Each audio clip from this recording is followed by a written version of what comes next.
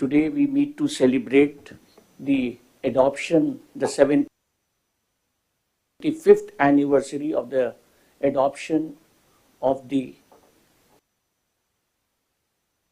Constitution of India by the Constituent Assembly. As you are aware, the Constitution of India came into effect from 26th January 1950, which is celebrated as the Republic Day. The Constitution drafting and adoption by the Constituent Assembly was completed and adopted by the Constituent Assembly on this day, the 26th of November in 1949. The Constituent Assembly was constituted in 1946 and first met on 9th December 1946 with 389 members. After partition, there were 299 members of the Constituent Assembly, of which 229 were elected from the then provincial assemblies, which is the state assemblies, and 70 were nominated by the princely states. Thus, there were 299 members in the Constituent Assembly. The real significant drafting work was done by the drafting committee of the 9th of August to celebrate 1947 under the chairmanship of Dr. B.R. Ambedkar. Anniversary of the adoption. It had 6 other distinguished jurists of India in its panel. By the Constituent Assembly. Laborious work in 11 sessions, covering a total of 165 days, and brought out a draft constitution for the consideration of the Constituent Assembly.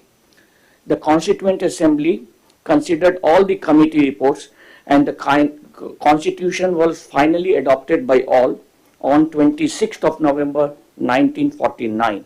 Thus, from 1946 to 1949, the Constituent Assembly took 2 years, 11 months, 17 days to complete the Constitution, which is one of our most revered books, laws for the whole country. The original Constitution had 395 articles divided into 22 parts and 8 schedules, and is the longest written constitution in the world. Although it has been amended 106 times since then, since 1950, it has proved to be resilient and remains as the bulwark of the Indian state. Just for the interest of the bureaucrats, the Shri B.N. Rao or Sir B.N. Rao, ICS of 1910 batch, was the constitutional advisor to the Constituent Assembly. So with these words and setting the context, sir, I welcome you all for this very, very momentous occasion in which Dr. B.R. Ambedkar, the drafting committee, and the Constituent Assembly played a very significant role in giving unto us what we are very proud of, the revered Constitution of India. Sir, I now request the Minister for Social Welfare and Justice to please deliver few words on this momentous occasion. అందరికీ నమస్కారం అండి. రాజ్యాంగ దినోత్సవానికి చేసినటువంటి పెద్దలు గౌరవ ముఖ్యమంత్రి శ్రీ నారా చంద్రబాబు నాయుడు గారికి, చీఫ్ సెక్రటరీ గారికి, వేదిక మీద ఉన్నటువంటి మిగిలిన సహచర మంత్రులకు, ఇక్కడికి చేసినటువంటి అధికారులకి అందరికీ నమస్కారాలు. 75 సంవత్సరాల క్రితం మన రాజ్యాంగాన్ని ఈరోజు మనం పూర్తి చేసుకున్న సందర్భంగా ఈ రోజున మనం కాన్స్టిట్యూషన్ డేని జరుపుకుంటా ఉన్నాం. భారతదేశం స్వాతంత్రం సందర్భించిన సందర్భంలో మన దేశం కొరకు రాజ్యాంగం ఉండాలన్న లక్ష్యంతో నిర్మించబడిన అతిపెద్ద రచనా రాజ్యాంగం. ఈ రాజ్యాంగ రచనా సంఘానికి అధ్యక్షులుగా డాక్టర్ బిఆర్ అంబేద్కర్ గారు ఉండటం, ఆయన యొక్క మేధస్సు, సమాజంలో తను అనుభవించినటువంటి సామాజిక రుగ్మతల పరిష్కారం, ఈ సమాజంలో ఉన్నటువంటి వివిధ రకాలైనటువంటి ప్రాంతీయ తత్వాలు, కుల, మత, వర్గ, భాష ఉన్నటువంటి విభేదాలన్నిటి కూడా ఒక చక్కని పరిష్కారంగా సమగ్రత ఉండే విధంగా ఈ రాజ్యాంగంలో పొందుపరచడం ఒక గొప్ప విశేషంగా భావిస్తున్నాం. ఈ రాజ్యాంగ రచనా సంఘంలో ఉమ్మడి మద్రాసు రాష్ట్రంలోని ఆ రోజు కృష్ణస్వామి అయ్యర్ గారు మన నెల్లూరు ప్రాంత వాసి గారు ఉండటం మన ఆంధ్రప్రదేశ్ రాష్ట్రం యొక్క అదృష్టంగా కూడా మనం భావిస్తూ ఉన్నాం. ఈరోజు మన రాజ్యాంగం 75 సంవత్సరాలు అనేక సవాళ్లను ఎదుర్కొని నిలబడటం అనేది కూడా ఆనాటి రాజ్యాంగ కమిటీ సభ్యులు భవిష్యత్తు దృష్ట్యా నిర్ణయం చేయటం అనేది కూడా జరిగిందనే దానికి చక్కని నిదర్శనం. ఈరోజు ఈ రాజ్యాంగం శాశ్వతం కాదు, రాజ్యాంగంలో కాలానుగుణంగా మనం మార్పులు చేసుకునేటువంటి చట్టాన్ని అవకాశాన్ని కల్పించడం భావితరాల్లో మన రాజ్యాంగం యొక్క సవాళ్ళు ఎదుర్కొనేదానికి నిలబడాలనేటువంటి లక్ష్యాన్ని కూడా ఇందులో నిర్దేశించడం జరిగింది.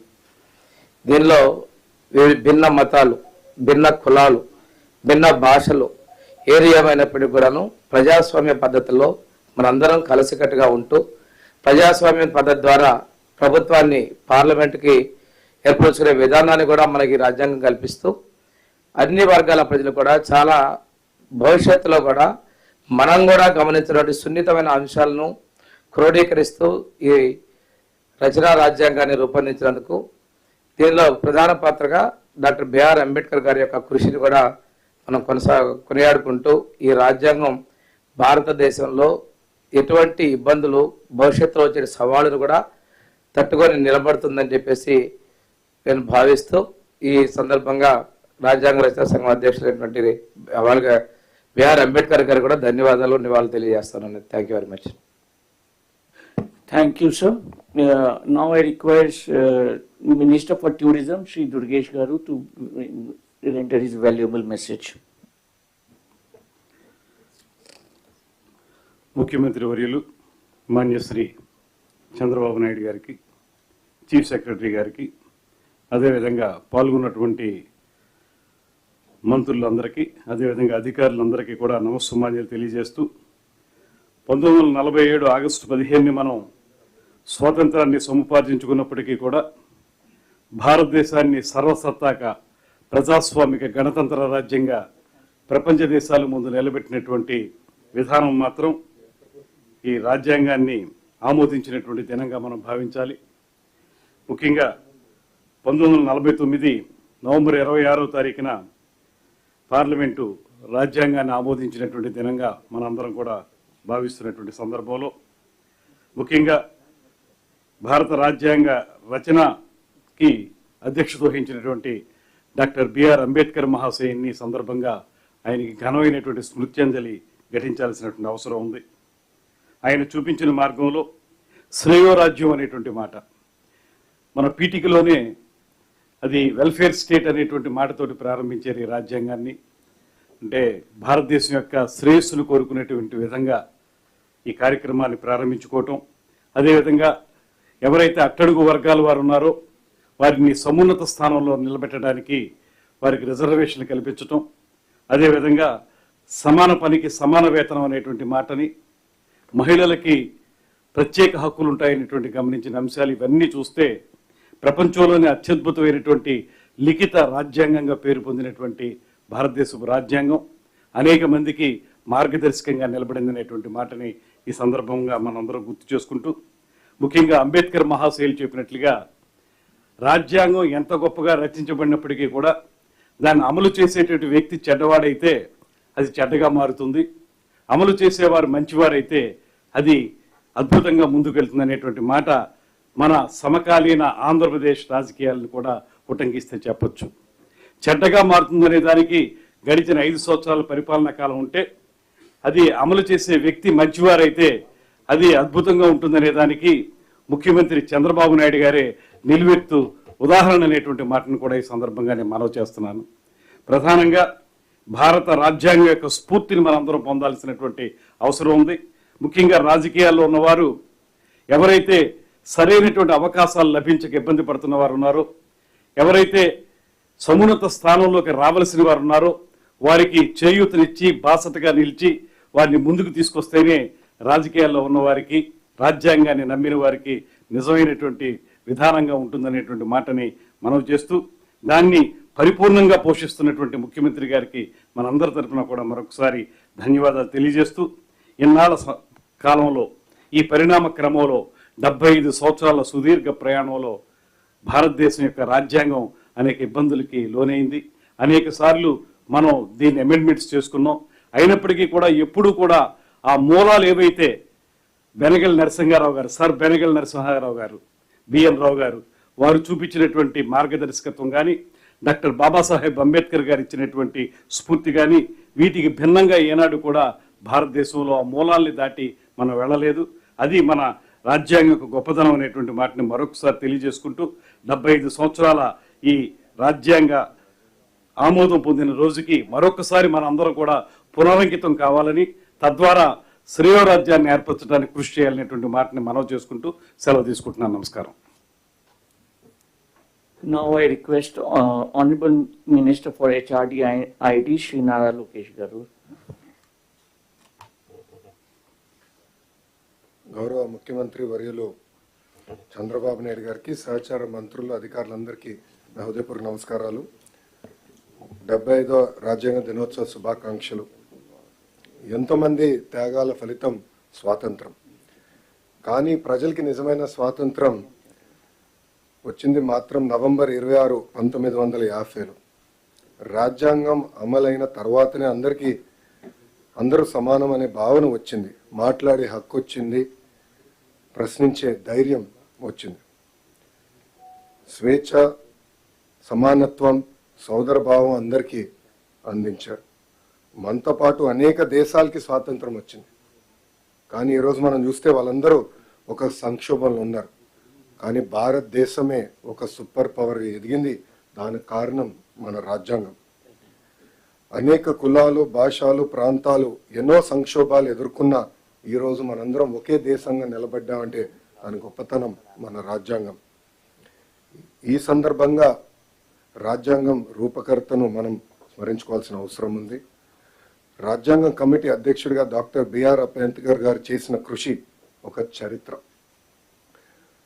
సామాన్య దళిత కుటుంబంలో పుట్టి దేశానికి స్వేచ్ఛ, ప్రజలకి ప్రాథమిక హక్కులు, రక్షణ కల్పించిన గొప్ప వ్యక్తి డాక్టర్ బిఆర్ అంబేద్కర్ గారు. రాజ్యాంగం దుర్వినియోగం జరిగితే రాజ్యాంగాన్నే నేను కాల్చుతానని ధైర్యంగా చెప్పిన వ్యక్తి డాక్టర్ బిఆర్ అంబేద్కర్ గారు. ఇప్పుడే గౌరవ ముఖ్యమంత్రి గారికి నేను చెప్పాను, సార్ ఈ మీటింగ్లో ఐఏఎస్ అధికారులు ఉన్నారు, కానీ ఐపీఎస్ అధికారులు కేవలం హోమ్ సెక్రటరీ గారు తప్ప ఎవరు లేరు ఈ రూమ్లో అని నేను గౌరవ ముఖ్యమంత్రి గారు చెప్పాను. ఇది ఎందుకు చెప్పానంటే గడిచిన 5 సంవత్సరాలు రాజ్యాంగం విలువేంటో తెలుసుకున్న మొదటి వ్యక్తిని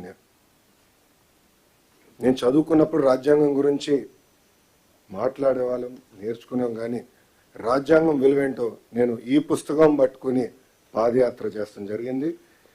నేను ఆ రోజు అధికారులతో మాట్లాడేటప్పుడు కూడా ఎక్కడ మార్కింగ్ చేశానో ఆ మార్కింగ్ కూడా ఇప్పటికీ అట్లనే ఉంది.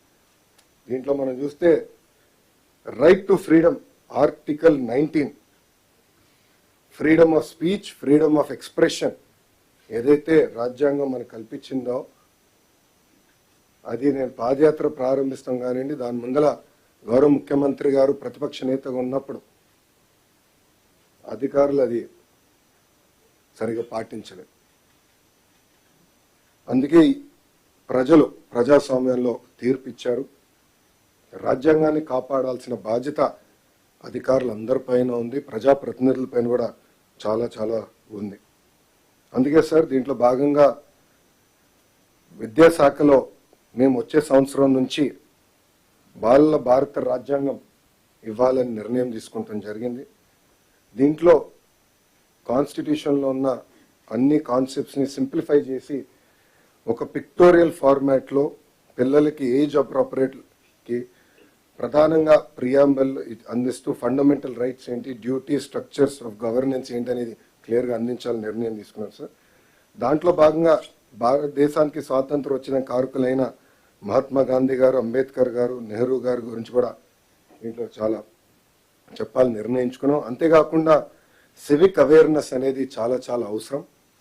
ఒక మాటలో చెప్పాలంటే చదువు పైన బాగా శ్రద్ధ పెడుతున్నాం, మార్కుల మీద పెట్టిన శ్రద్ధ, రెస్పాన్సిబిలిటీ, సివిక్ అవేర్నెస్ మీద మనం పట్టలేకపోతున్నాం. దానివల్ల సమాజం తీవ్రంగా నష్టపోతుందని మేము భావించి principles of justice, equality and fraternity పెట్టాలని మేము నిర్ణయించుకున్నాం.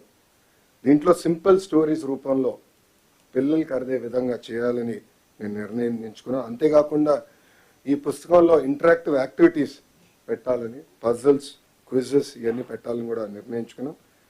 అంతేకాకుండా రోల్ మోడల్స్ మన గాంధీ గారు కానివ్వండి, అంబేద్కర్ గారు కానివ్వండి, నెహ్రూ గారు కానివ్వండి, సర్దార్ పటేల్ గారు కానివ్వండి, మౌలానా ఆజాద్ గారు కానివ్వండి, సర్వేపల్లి రాధాకృష్ణ గారు కానివ్వండి, వాళ్ళ గురించి రోల్ మోడల్ సింపుల్ ప్రొఫైల్స్ కూడా ఏర్పాటు చేయాలని నిర్ణయించుకున్నాం సార్. దాంట్లో భాగంగా ఒక కమిటీ వేయాలని నిర్ణయించుకున్నాం. కాన్స్టిట్యూషనల్ లీగల్ ఎక్స్పర్ట్స్ ఒక పక్కన, ఎడ్యుకేటర్స్ ఇంకో పక్కన, children literature authors, illustrators, visual designers, social scientist, civic educators, policy makers, ప్రజాప్రతినిధులు, చైల్డ్ రైట్ ఆర్గనైజేషన్స్. సో వీళ్ళందరినీ ఒక కమిటీగా తీసుకొచ్చి ఒక కాంపిటీషన్ మార్గంలోనే ఈ బుక్ రూపొందించాలనేది మీ ఆదేశాల మేరకు మేము విద్యాశాఖలో చేస్తాం జరుగుతుంది సార్. ఇది వచ్చే సంవత్సరం నుంచి పిల్లలందరికీ అందించాలని నిర్ణయం తీసుకున్నాం. ఇది స్కూల్ కరికులంలో ఇంటిగ్రేట్ చేస్తూ టీచర్కి అవసరమైన ట్రైనింగ్ కూడా అందించి పెద్ద ఎత్తున వైడ్ డిస్ట్రిబ్యూషన్ కూడా చేద్దామని సార్. పబ్లిక్ లైబ్రరీస్ కూడా పిల్లలకి, పెద్దవాళ్ళు కూడా అందుబాటు తీసుకొచ్చే విధంగా చేస్తామని సభాముఖంగా తెలుపుకుంటూ, ఇక్కడున్న అధికారులందరినీ నేను కోరేది ఒకటే, రాజ్యాంగం అనేది అందరికీ సమానంగా అమలు అవ్వాలి. గత 5 సంవత్సరాలు ప్రజలు చాలా ఇబ్బంది పడ్డారు, నష్టపోయారు. మేమందరం కూడా దాంట్లో భాగస్వామ్యమే. ఈరోజు ఈ రాజ్యాంగాన్ని సమానంగా అందరికి అమలు చేయాలని ఈ సభాముఖంగా అధికారులందరినీ నేను కోరుకుంటూ, ఒక ఆంధ్ర మోడల్ ఆఫ్ ఎడ్యుకేషన్ తీసుకురావాలనేది గౌరవ ముఖ్యమంత్రి గారు ఇప్పటికీ మాకు చెప్తాం జరిగింది.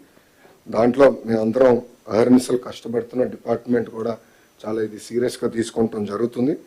దాంట్లో భాగంగా పిల్లలకి బాల రాజ్యాంగం అనేది అమలు చేయాలని నిర్ణయం తీసుకున్నానని సభాముఖం మీ అందరు తెలుపుకుంటూ, రాజ్యాంగంలో sir we the people of India అంటారు. నేను I truly believe that we must also recognise that we the children of India. ఎందుకంటే పిల్లలే మన భవిష్యత్తు, పిల్లలే మన సంపద. రాబోయే దశాబ్దాలు దేశం అగ్ర దేశంగా ఎదగాలి, నంబర్ 1గా ఎదగాలంటే ఇప్పుడు మన పిల్లల పైన ఆధారపడి ఉంటుంది. దీనికోసం అందరం భాగస్వామ్యం అవ్వాలి. ఈ కార్యక్రమాన్ని జయప్రదం చేయాలని ఈ సభాముఖంగా కోరుకుంటూ మీ అందరి నుంచి సెలవు తీసుకుంటున్నా. అందరికీ నమస్కారం. జై Hind. Now I request the Honorable Chief Minister for his valuable address. Last.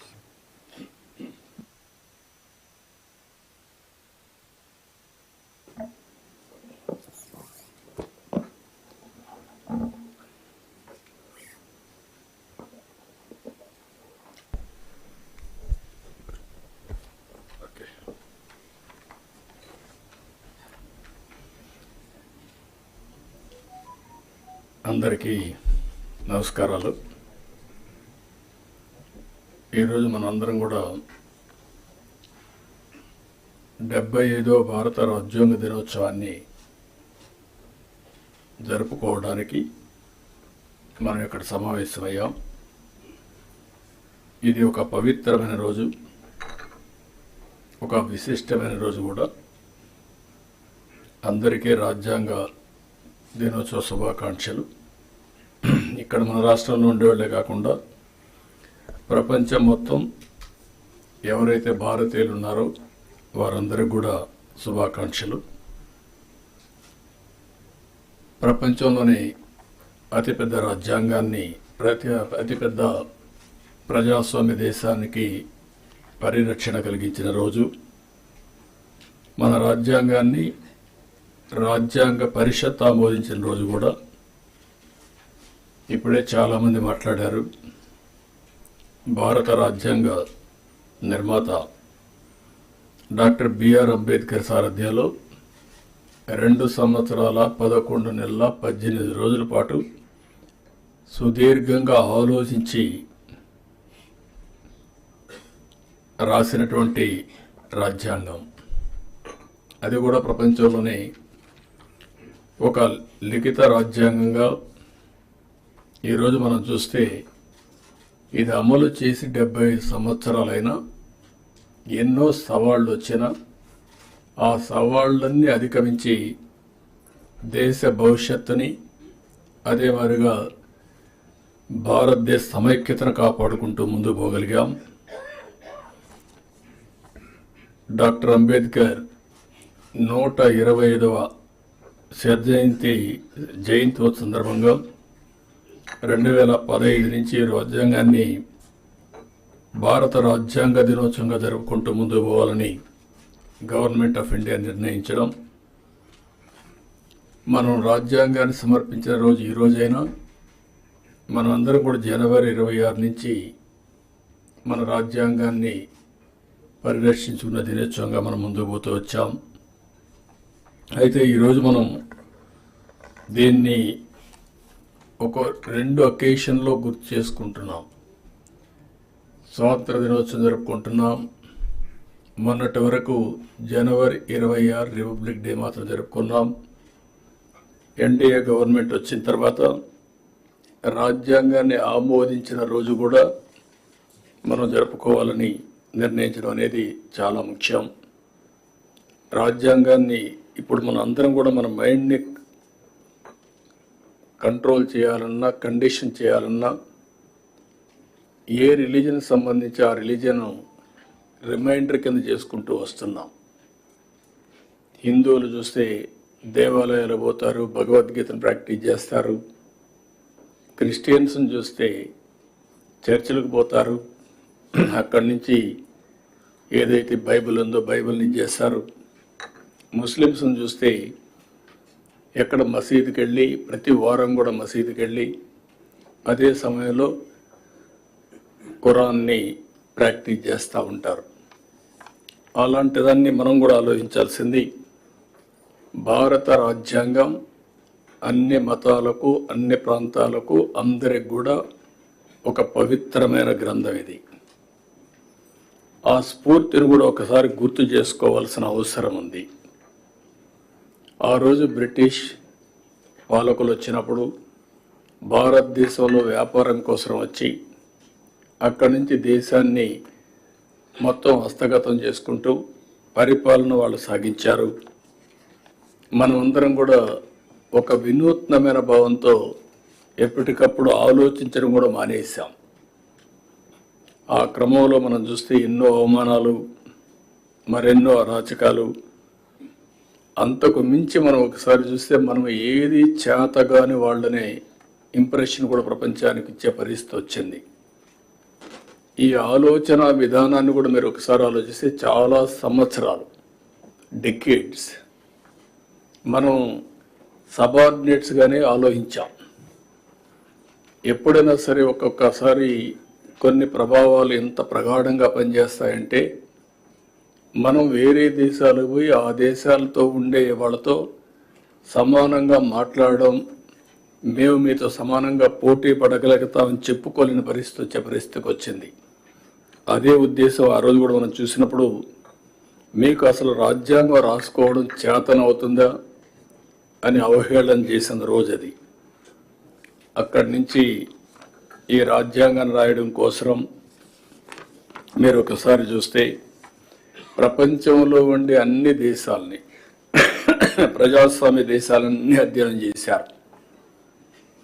ఒక పక్క అమెరికా, ఒక పక్క Britain, Canada, Ireland, Germany, Australia, దక్షిణాఫ్రికా, ఫ్రాన్స్, రష్యా, జపాన్, ఇలా వివిధ ప్రపంచ దేశాలన్నీ స్టడీ చేసిన తర్వాత వాళ్ళ రాజ్యాంగంలో ఉండే బెస్ట్ ప్రాక్టీస్ అన్ని తీసుకొని అంబేద్కర్ గారికి ఉండే అనుభవంతో భారతదేశ కండిషన్స్ కూడా అధ్యయనం చేసుకొని ఒక దళిత కుటుంబంలో పుట్టినటువంటి అంబేద్కర్ గారు జీవితాంతం ఎన్నో అవమానాలు పాలయ్యారు. ఒక పక్క బానిసత్వం, ఇంకొక పక్క సమాజంలో కూడా అవహేళన ఇవన్నిటికి గురైన తర్వాత ఆయనలో ఉండే పరిపక్వత రాజ్యాంగంలో పూర్తిగా ఎక్కడికక్కడ కనపడే పరిస్థితి వచ్చింది. భవిష్యత్తులో వచ్చే సవాళ్లను కూడా ఊహించుకొని రాజ్యాంగంలో సొల్యూషన్స్ ఇచ్చాడు. ఒక రోజు 2 రోజులు కాదు. ఇంత మునిపే మన మిత్రులు మాట్లాడినప్పుడు చాలా పెద్ద ఎత్తున ఎక్సర్సైజ్ చేయడం, దీనికి మీరు చూస్తే 299 మంది విశిష్ట వ్యక్తులు కలిసి సభగా ఏర్పడి ఒక్కటిగా రాసినటువంటి మహోన్నత గ్రంథం మన భారత రాజ్యాంగం. వివిధ ప్రాంతాల నుంచి ఉన్నారు, వివిధ కులాల నుంచి, వివిధ రంగాల నుంచి అందరూ కూడా ఆ రోజు ఒకటిగా చేరి ఇది రాశారు. మన రాష్ట్రానికి వస్తే మనం గర్వించదగ్గ విషయాలు, జాతీయ జెండా రూపొందించిన తెలుగువారంతా గర్వించేలా పింగళ వెంకయ్య గారు దానికి రూపకల్పన చేశారు. అదే మరిగా చాలామంది ప్రధాన పాత్ర కూడా పోషించారు. టంగుటూరి ప్రకాశం, నీలం సంజీవరెడ్డి, పట్టాభి సీతారామయ్య, దుర్గాబాయి దేశ్ముఖ్, వెంకట్రావు, కల్లూరు సుబ్బారావు, మోటూరు సత్యనారాయణ, ఎన్జి రంగా, సికే కేశవరావు, ఎం తిరుమలరావు, బొబ్బిరి రాజా రామకృష్ణరంగారావు, ఈ విధంగా ఒక 11 మంది ఆంధ్రప్రదేశ్ నుంచి కూడా రాజ్యాంగ సభలో సభ్యులుగా ఉండడం, ఈ రాజ్యాంగాన్ని రాసేదానికి దోహదం చేసే పరిస్థితికి వచ్చారు. అందుకే ఒక పక్క రాజ్యాంగానికి అధ్యక్షత వహించినటువంటి అంబేద్కర్తో పాటు దేశంలో ఉండే అందరిని ఒకసారి ఆలోచించుకున్నప్పుడు ఆంధ్రప్రదేశ్ ఈ గడ్డ మీద పుట్టిన వారిని కూడా మనం ఒకసారి తలుచుకొని నివాళులర్పించాల్సిన అవసరం ఉంది. ఈ సందర్భంగా ఇప్పుడే మన రాజ్యాంగం మీద కూడా ప్రమాణం చేస్తున్నాం. అందులో కంటెంట్ కూడా మనం చూస్తున్నాం. ఇందులో చాలా స్పష్టంగా సాంఘిక, ఆర్థిక, రాజకీయ న్యాయాన్ని ఆ రోజు కూడా ఇప్పుడు కూడా మనం మాటల్లో పెడుతున్నాం తప్ప అందరికీ సామాజిక న్యాయం చేయాలని, ఆర్థిక ఏ విధంగా ఆర్థికంగా ముందుకు తీసుకురావాలని, రాజకీయ ప్రాధాన్యత, సమతుల్యం పాటించాలి, అందరికీ న్యాయం జరగాలని చెప్పి చాలా స్పష్టంగా ఉంది. ఇంకొక పక్క ఆలోచన, భావ ప్రకటన, విశ్వాసం, ధర్మం, ఆరాధనలో స్వేచ్ఛని, ఇవన్నీ కూడా అందరికీ వచ్చే విధంగా చేయాలని, ఇంకొక పక్కన చూస్తే అంతస్తులోనూ అవకాశాల్లోనూ సమానత్వం చేకూర్చుటకు మనం ప్రయత్నం చేయాలని, వ్యక్తి గౌరవాన్ని, జాతీయతను మరియు అఖండతను తప్పక సంరక్షించాలని ప్రియాంబుల్లో ఎంత స్పష్టంగా చెప్పారంటే ఇవన్నీ చెప్పి ఈ రాజ్యాంగాన్ని 299 మంది రాసుకుంటున్నామని కాదు, భారతదేశ పౌరులుగా మనందరం రాసుకుంటున్నామనే విధంగా ఆ రోజు రాజ్యాంగాన్ని సమర్పించే పరిస్థితికి వచ్చారు. అందుకే అంబేద్కర్ గారు ఎన్నోసార్లు ఆ రోజు రాశాడు ఓపెన్గా కూడా, ఎంత మంచి రాజ్యాంగం ఉన్నా దాన్ని అమలు చేస్తున్న వారు మంచి కాకపోతే అది చెడుగా మారుతుంది. అలాగే ఎంత చెడు రాజ్యాంగం ఉన్నా దాన్ని అమలు చేస్తున్న వారు మంచివారు కాకపోతే, అది మంచివారైతే అది మంచిగా మారుతుంది అని అంబేద్కర్ ఆ రోజు చెప్పాడు. అంటే వ్యక్తులను బట్టి రాజ్యాంగం. ఇప్పుడు మనం అందరం ఇక్కడ ఉన్నాం, ఆ రాజ్యాంగ ఫలితమే మనం ఇక్కడికి వచ్చాం. మీరు ఐఏఎస్ కావచ్చు, కొంతమంది రిజర్వేషన్లో కావచ్చు, మేము రాజ్యాంగంలో పొందుపరిచినటువంటి ఓటు హక్కు ద్వారా ఇక్కడికి వచ్చాం. వచ్చిన తర్వాత రాజ్యాంగాన్ని ఓసారి నెమరు వేసుకోవడం కూడా మర్చిపోతున్నాం. ఓసారి రాజ్యాంగాన్ని దుర్వినియోగం చేసే పరిస్థితి వస్తూ ఉంది. కానీ బ్యూటీ ఆఫ్ డెమోక్రసీ మనం ఒకసారి చూస్తే ఓట్ అనేది ఒక పవిత్రమైనటువంటి సైలెంట్ రెవల్యూషన్. ఆ రోజు అంబేద్కర్ గారు ఇచ్చిన ఓటు హక్కు మీరు చూస్తే కొన్ని దేశాల్లో కొన్ని సందర్భాల్లో అందరికీ ఓటు ఇవ్వలేదు. పేదవాళ్ళకు ఓటు కొన్ని దేశాల్లో పేదవాళ్లే కాకుండా కొన్ని వర్గాలకు కూడా ఓటు ఇవ్వని పరిస్థితి. కానీ భారతదేశంలో మొట్టమొదటి నుంచి డబ్బులుండేవాళ్ళు, డబ్బులు లేని వాళ్ళు, లేకపోతే బలహీనులు, బలవంతులు అందరికీ ఒకే ఓటు తప్ప రెండో ఓటు లేదు. ఆ ఓటు ద్వారా ఈరోజు దేశంలో ఒక విధంగా చెప్పాలంటే రాజ్యాంగాన్ని మనం కాపాడుకోగలుగుతున్నాం. ఎప్పుడైనా సరే ఏ నాయకులైనా సరే అతిగా ప్రవర్తించినా, రాజ్యాంగాన్ని దుర్వినియోగం చేసినా మళ్ళీ కరెక్ట్ చేసే శక్తి ఓటర్స్కు ఉంది. అదే రాజ్యాంగంలో ఒక బలమైన శక్తి అని చెప్పి కూడా నేను మీకు తెలియజేస్తున్నా. ఇందులో అనేక సమస్యలకి పరిష్కారం చూపించారు. అదే సమయంలో ఇప్పటికే మీరు ఒక్కసారి చూస్తే అనేక సవాళ్ళు కూడా వచ్చాయి. ఎమర్జెన్సీ లాంటి చీకటి రోజులు కూడా వచ్చాయి. అదే మరిగా లాస్ట్ 5 yearsలో మన రాష్ట్రంలో కూడా మన సమస్యలు చూసాం. నేను ఎప్పుడు 45 ఏళ్ళుగా రాజకీయాల్లో ఉన్నా, అవినీతిని చూసా, అసమర్థను చూసా, ప్రోగ్రెసివ్ పాలిటిక్స్ చూసా. అదే మరి కొంతమంది ట్రెడిషనల్ పాలిటిక్స్ చేస్తూ వచ్చారు. కానీ ఇలాంటి రాజ్యాంగాన్ని తమ చేతుల్లోకి తీసుకొని ఏ విధంగా ప్రాథమిక హక్కులను కూడా పూర్తిగా కాలు రాశారో మనం చూసాం. అంటే ఒక్కోసారి రాజ్యాంగంలో కూడా కొన్ని కాస్ట్లీ మిస్టేక్స్ జరుగుతూ ఉంటాయి. మామూలు మిస్టేక్స్ కాదు. కానీ ఆ సఫరింగ్ కూడా కొన్ని తరాలు, కొన్ని డికేట్స్ సఫర్ అయ్యే పరిస్థితి వస్తుంది.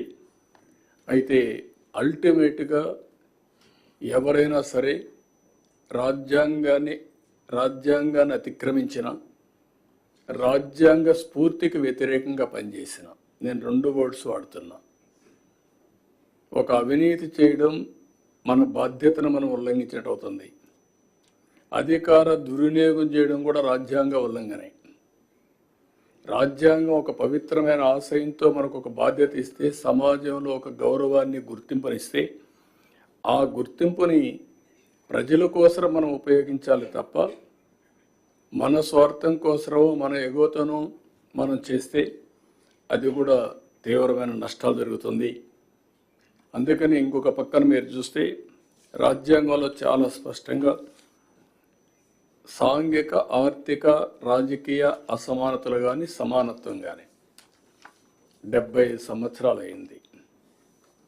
ఇప్పటికి కూడా మనం అనుకున్న లక్ష్యాల్ని, ఎవరైతే స్వాతంత్రం కోసం త్యాగాలు చేశారో వాళ్ళ యొక్క విలువల్ని గౌరవించడం కానీ, ఏ స్ఫూర్తి అయితే రాజ్యాంగాన్ని రాశారో ఆ రాజ్యాంగాన్ని అమలు చేయడంలో ఇంకా మనం ముందుకు పోవాల్సిన అవసరం ఉంది. ఈరోజు ఇంకొక విషయంలో మీరు ఒకసారి ఆలోచిస్తే, ఆర్థిక సంస్కరణల వల్ల సంపద సృష్టిస్తూ ఉంది. సృష్టించిన సంపదను లాస్ట్ మైలు తీసుకుపోవడంలో ఇంకా కొన్ని సమస్యలు ఉన్నాయి.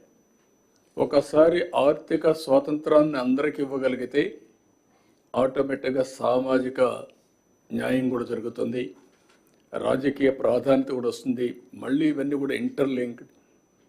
రాజకీయంగా అందరికీ సమానమైన అవకాశాలు వస్తే చట్టాలను కూడా వాళ్ళు అమలు చేస్తారు.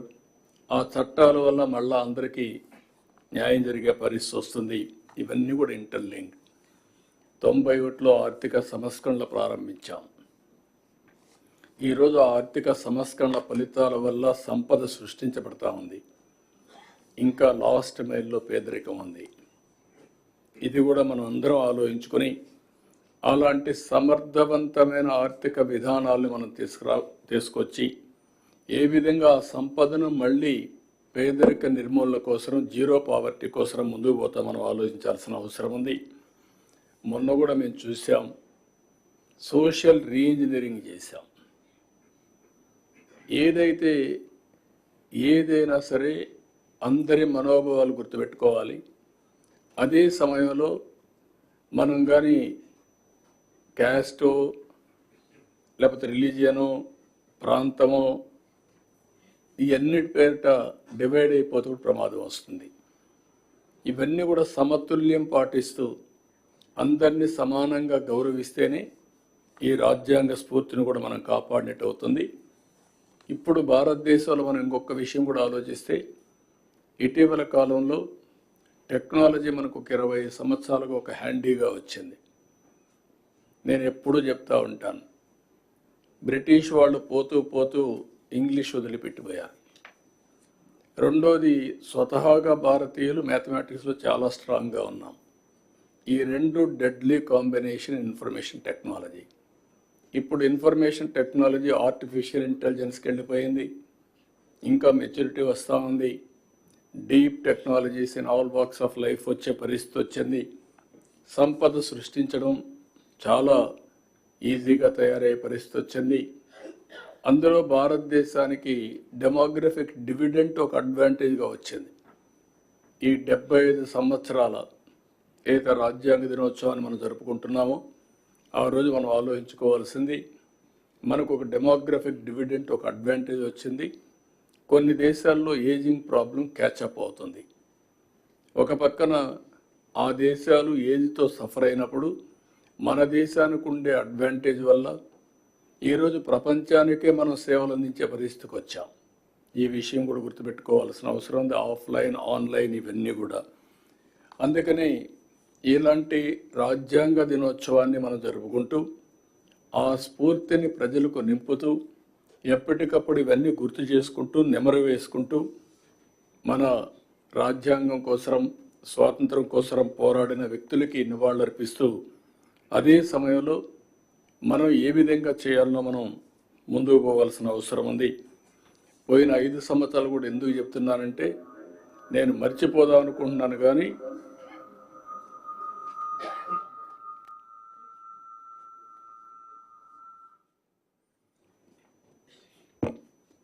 కానీ అందరికీ గుర్తుండాల్సిన అవసరం ఉంది. వ్యవస్థలన్నీ పూర్తి కూడా ఇప్పటికీ నేను 4వసారి ముఖ్యమంత్రి అయినా ఇప్పటికి కూడా నాకు ఇంకా పూర్తిగా విధ్వంసానికి గురైనటువంటి వ్యవస్థల్ని రివైవ్ చేయడం ఇంకా టైం తీసుకునే పరిస్థితి వస్తూ ఉంది. ఇంకొక పక్క ప్రజల హక్కుగా తెలుసుకునే ప్రభుత్వ నిర్ణయాలను కూడా రహస్యంగా దాచిపెట్టడం, జీవోలు ప్రజల కోసం ఆన్లైన్లో పెట్టే విధానానికి మంగళం పలకడం, అవన్నీ కూడా ఈరోజు మళ్ళీ ఆన్లైన్లో పెట్టే పరిస్థితికి వచ్చాం. ఇంకొక పక్కన 5 సంవత్సరాల జీవోలు కాకుండా ఇప్పుడు ఇచ్చే జీవోలన్నీ కూడా ఆన్లైన్లో పెట్టి ఒక పారదర్శకతకి పెద్దపీట వేసే విధంగా ముందుకు పోతున్నాం. ఇంకొక పక్కన నేను చాలాసార్లు 45 సంవత్సరాలుగా చూశాను, ఏ వ్యక్తి కూడా ప్రజాస్వామ్యాన్ని గౌరవించకుండా ప్రజాస్వామ్య విలువల్ని హరించే విధంగా పనిచేస్తే ఎక్కువ సమయం లేకుంటే ఎక్కువ కాలం అని కూడా సాధించలేరు. అవి నేను చూశాను. అదే సమయంలో ప్రజల్ని హింసించే శక్తులను కానీ వ్యక్తులను కానీ మనం ఉదాసీనతగా ముందుకు పోయినా దానివల్ల కూడా సమాజానికి చెడు జరుగుతుంది. ఇవన్నీ బ్యాలెన్స్ చేయాల్సిన అవసరం ఉంది. ఒకటే నేను మేమందరూ కూడా విజ్ఞప్తి చేస్తున్నా, ప్రజలందరికీ విజ్ఞప్తి చేస్తున్నా, ప్రజాస్వామ్యాన్ని విశ్వసిద్దాం, రాజ్యాంగాన్ని గౌరవిద్దాం, పూజిద్దాం. ఏ విధైతే ఎవ్వరు కూడా అహంకారంగా మనము లేకుండా అంబేద్కర్ గారు ఆ రోజు ఏదైతే చెప్పారో అలాంటి స్ఫూర్తిని గుర్తుపెట్టుకొని ముందుకు పోవాల్సిన అవసరం ఉంది.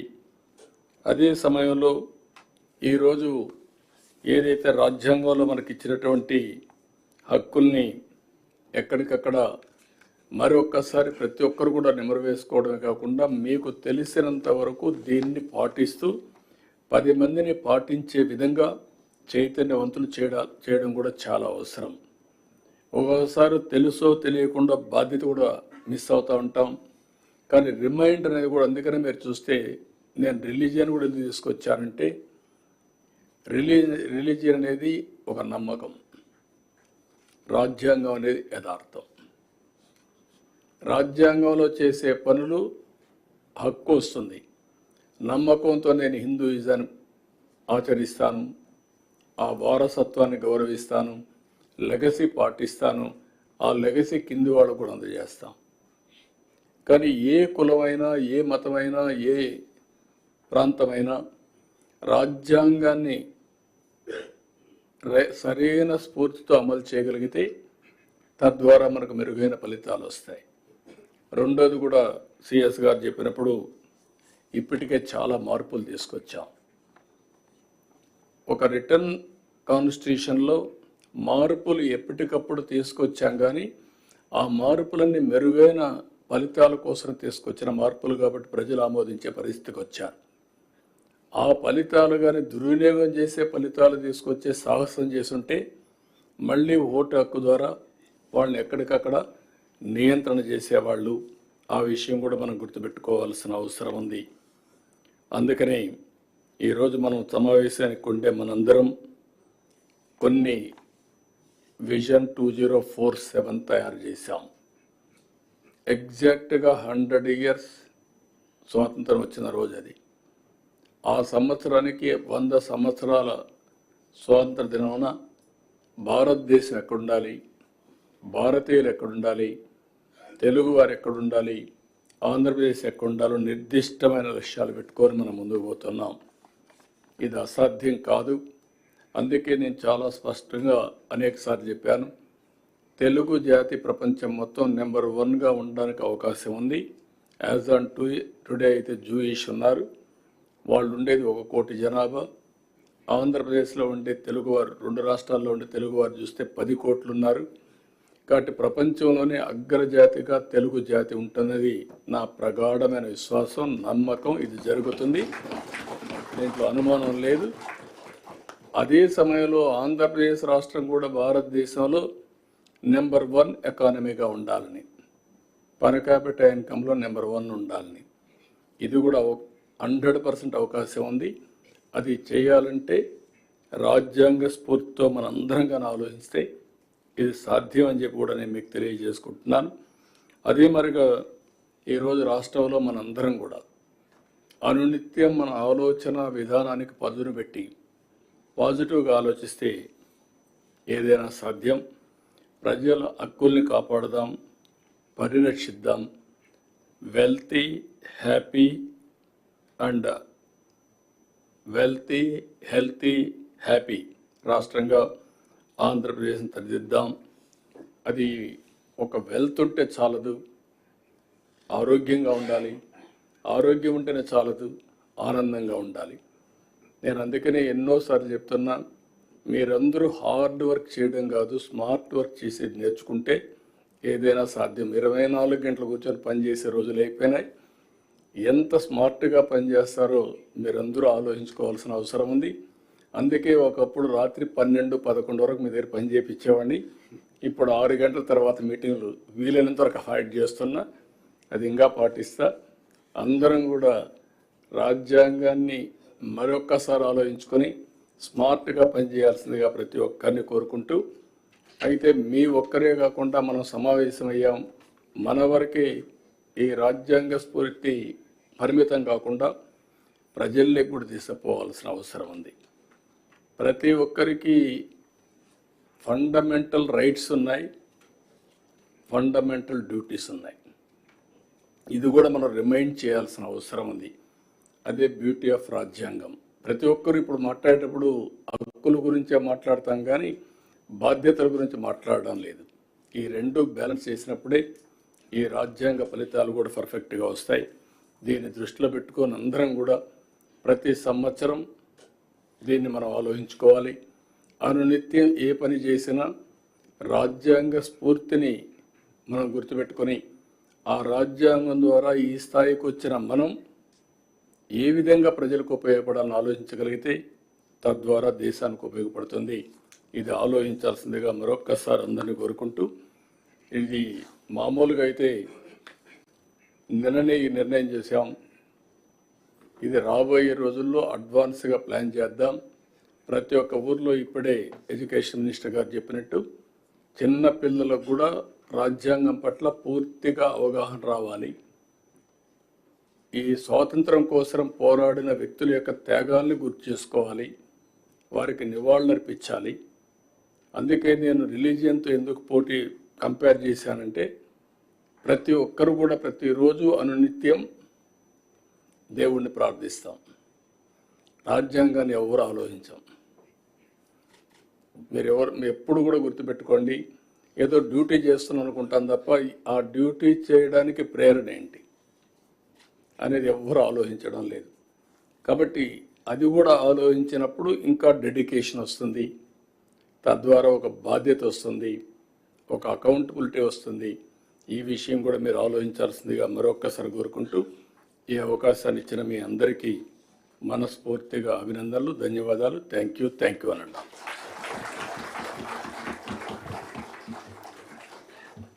Now we will have the reading of the preamble of the Constitution. I request all of you to stand up, and I request Honorable Chief Minister to please lead the reading of the preamble.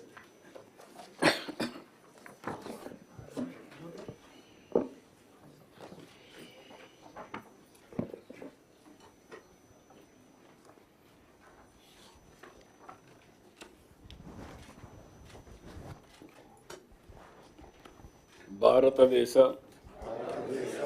ప్రజలమైన మేము భారతదేశాన్ని సర్వసత్తాక సామ్యవాద లౌకిక ప్రజాస్వామ్య గణతంత్ర రాజ్యముగా నిర్మించుకోవడానికి పౌరులందరికీ సాంఘిక ఆర్థిక రాజకీయ న్యాయాన్ని ఆలోచన భావ ప్రకటన విశ్వాసం ధర్మము ఆరాధనలో స్వేచ్ఛను అంతస్తులోను అవకాశంలోను సమానత్వమును చేకూర్చుటకు మరియు వారందరిలో వ్యక్తి గౌరవమును జాత్యైక్యతను మరియు అఖండతను తప్పక సంరక్షిస్తూ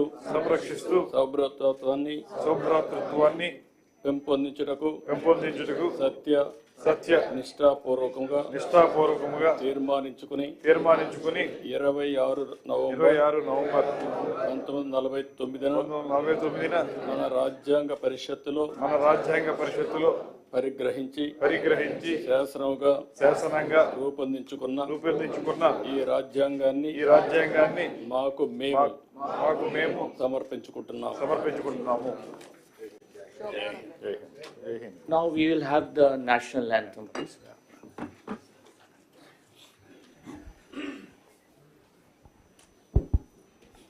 जनगण मन अधिनायक जय हे भारत भाग्य विधाता पंजाब सिंधु गुजरात मराठा द्राविड उत्कल वंगा विंध्य हिमाचल यमुना गंगा उच्चल दलसितरंगा तव सुवना